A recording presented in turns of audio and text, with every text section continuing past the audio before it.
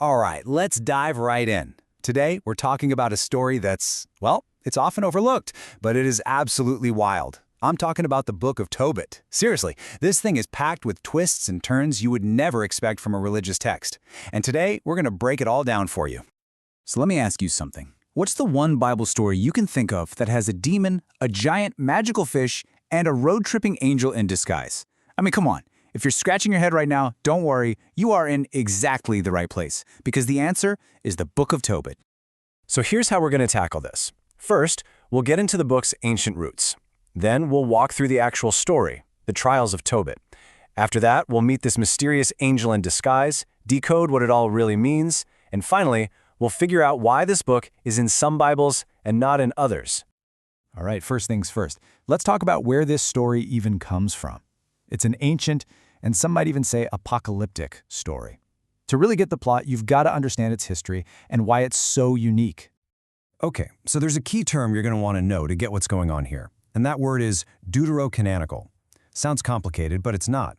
It just means books that you'll find in Catholic and Eastern Orthodox Bibles, but usually not in Protestant Bibles. And you guessed it, the Book of Tobit is one of the big ones.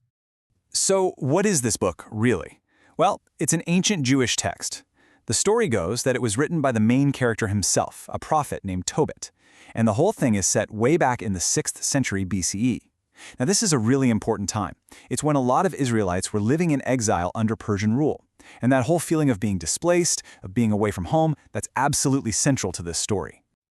Okay, so let's get into the story itself, the trials of Tobit. At its heart, this is a story about what happens when a person's deep, unshakable faith gets put through the ringer by just awful, random suffering. So let's meet our main guy, Tobit. He's a really righteous dude, a devout Israelite, but he's living in exile in Nineveh. That's near where Mosul, Iraq is today.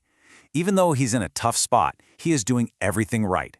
I mean, he gives to the poor, he follows all of God's laws to the letter. He's a model citizen. And this is where things get crazy. He does this really good deed, right? He buries an Israelite who is executed, which was totally against the rules. And what happens next? He takes a nap outside, some birds poop in his eyes, and he goes blind. Just like that. So his reward for doing the right thing is this terrible affliction. Talk about unfair. Meanwhile, the story cuts to another city, and we meet a young woman named Sarah. And if you thought Tobit's story was bad, hers is somehow even more tragic. Get this, she's been married 7 times, and every single time on her wedding night, a demon murders her new husband. 7 times! You can just imagine, she is absolutely at the end of her rope. So both of them are completely broken. Tobit is blind and poor, Sarah is just heartbroken and shamed, and on the exact same day, they both pray to God. They're not asking for a miracle, they're actually asking to die, just to make the pain stop. But God hears them. And he has a very different plan in mind. And that is our cue for the next part of the story, the angel in disguise. Because this is where things start to change, but not in the way anyone could have possibly expected. So, God hears these 2 desperate prayers and sends an angel to help. But forget everything you think you know about angels showing up. There's no flash of light, no choir singing, nope. This angel just shows up, looking like a totally normal guy. A young man named Azariah, and he offers to help Tobit's son, a kid named Tobias, on a trip. And here is the big twist, the reveal. This helpful travel buddy, Azariah, he's actually Raphael. Yeah, the Archangel Raphael. He's on a secret mission from God, basically playing the part of a guide, a bodyguard, and a divine fixer all rolled into one. So Raphael, still in disguise, guides young Tobias on this journey. And along the way, a giant fish attacks them. But Raphael shows Tobias how to use its organs to make medicine. So, with the angel's help, Tobias manages to scare away the demon that's been tormenting Sarah, he marries her, and then he heads back home and uses another part of that same fish to cure his dad's blindness. Boom! Everything is fixed, all thanks to this angel nobody even knew was there.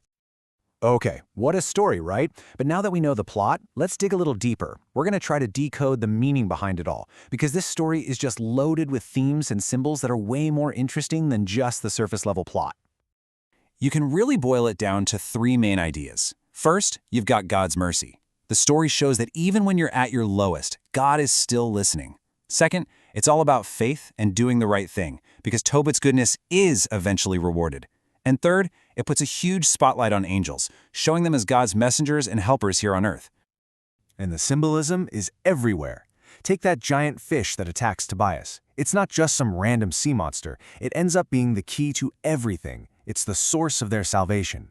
It basically symbolizes their family's fortunes being completely turned around, from disaster to prosperity. Here's another cool symbol, garlic. Now, we didn't get deep into this part, but some of the source texts talk about how it was used to drive away that evil demon. It's this symbol of purification, of cleansing, and protecting against evil. And finally, there's another part of the fish that gets used, something often interpreted as its eggs or roe. And this becomes this really powerful symbol of new life and fertility. It represents Tobias and Sarah's marriage finally being fruitful, breaking that horrible curse for good. All right, so that brings us to the big question, the final piece of the puzzle.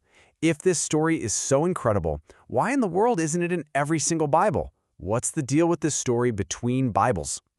It really all boils down to how different branches of Christianity see it. If you look here, you'll see that for Catholic and Orthodox Christians, it's considered deuterocanonical. That's that word again, it just means it's part of their official collection of Scripture. But for most Protestants, it's considered apocryphal. That means they see it as a historically interesting or useful book, but not as divinely inspired Scripture, not on the same level. So the whole controversy really comes down to a few things. The main argument is just about whether it belongs in the official canon or not. Simple as that. On top of that, some scholars debate the theology inside it. And, to make things even more complicated, the original text, whatever language it was written in, is lost. We only have ancient translations and little bits and pieces that have been found. So here's the bottom line. Where this book ends up, whether it's inside the Bible's main table of contents or in an appendix or left out entirely, that decision directly impacts how much authority it has. It determines whether it's used in church services and for teaching, and that's a really big deal for different faith traditions. And all of this leaves us with a really interesting thought to chew on. Is the Book of Tobit an incredible ancient folktale full of rich characters and symbols, or is it a divinely inspired text with real scriptural authority? And maybe the biggest question of all is, how much does the story's meaning really change depending on the bookshelf we decide to put it on?